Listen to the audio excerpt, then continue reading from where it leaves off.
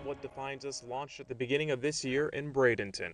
As the founder tells us, her organization is a unique and safe place for sexual assault victims. When kids were experiencing, they were getting raped, sexually assaulted, they didn't want to tell their parents, they didn't want to tell their friends. It was something, they were definitely not reporting it. So it was something that they were handling on their own. There needed to be something. And there weren't, when I looked, there weren't really a lot of resources out there.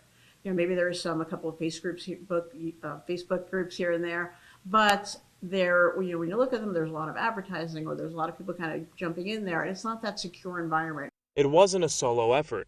DiPietro also had the help of a friend who is a social worker. For me, it was, wow, another venue, another opportunity to help empower others, especially survivors, and to share not only as a therapist, but as a survivor myself. So I have that extra edge of empathy.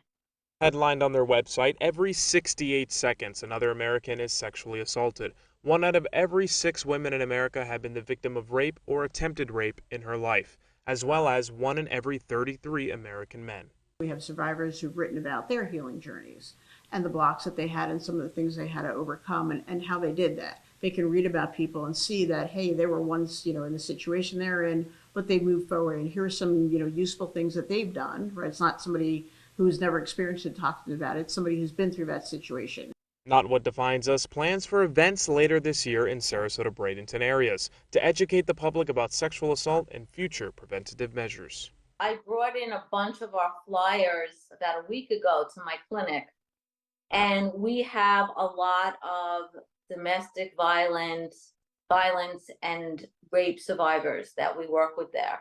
People are taking them. So it made me feel like, even if I'm not directly in Florida or talking to Patty, this is how I am serving my service, circulating the word here as well. You can learn more about the organization at notwhatdefinesus.org. In Bradenton, Matt NARVAEZ, SNN, the Suncoast News Network.